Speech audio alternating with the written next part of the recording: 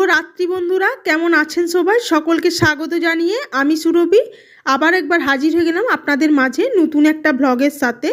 এই যে আমরা দেখলেনই তো আগের ভিডিওতে মেয়ের বাড়ি পৌঁছে গেছি। চলুন সবার আগে আপনাদের আমাদের বাড়ির যে রকির বউ, মানে আমাদের বাড়ির মুখার্জি পরিবারের ছোট বউয়ের সাথে একটু আলাপ করিয়ে দিই। আপনারা বারবার কমেন্ট করছিলেন দিদি নতুন বউকে দেখান, নতুন বউকে দেখান।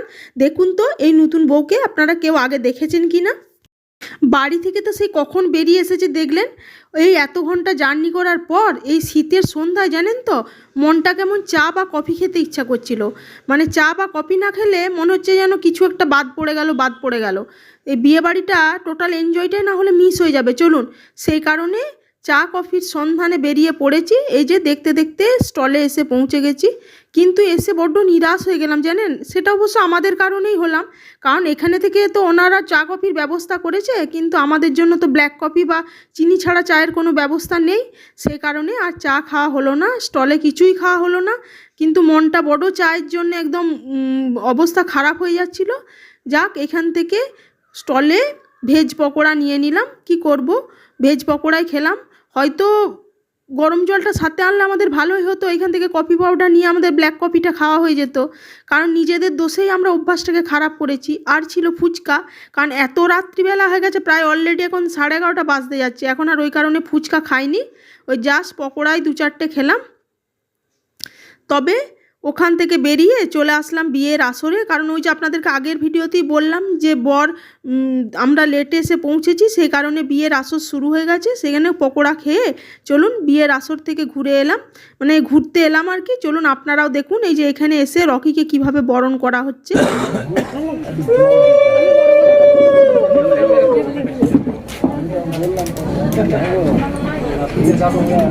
এদের গালটে পাতি আমাদের তো মেয়েরাই করে, গালটে পাটি করে না, গালটি আদর করে দিয়েছে সবাই। তো তোমাদের পক্ষ থেকে শাক হ্যালো, কি বলবো ফোনটা ছিল, কি বলবো, জল দেবে?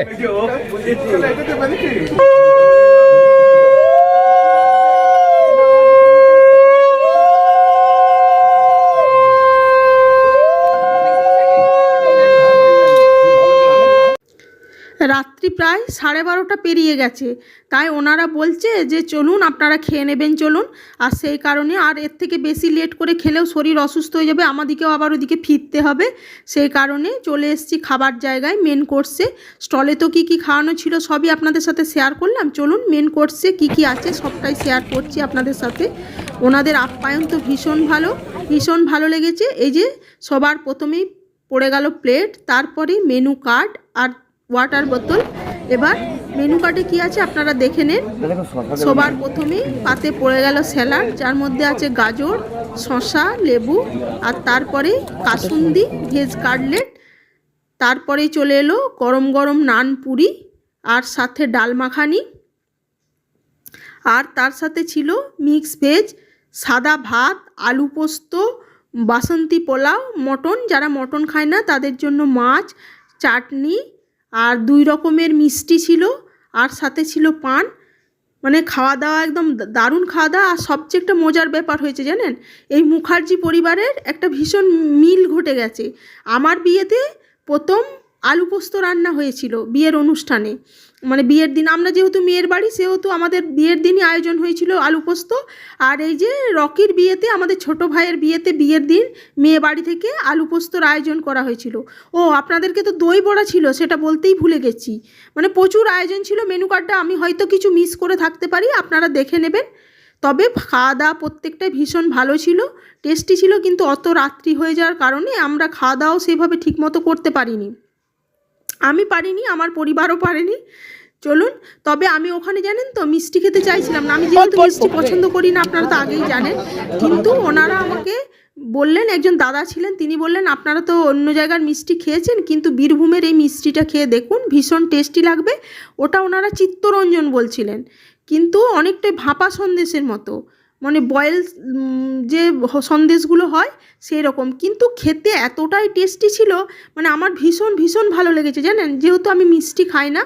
সেই কারণে তো আমার ভীষণ ভালো লেগেছে। অন্য জায়গায় ভাপা সন্দেশ খেয়েছি, অতটা টেস্ট লাগেনি, কিন্তু এটা ভীষণ ভালো লেগেছে। চলুন রকির বিয়ে সিরিজের ভিডিওগুলো কেমন লাগছে অবশ্যই জানাবেন। আজ তাহলে এইটুকুই, আমরা খাওয়া দাওয়া করি।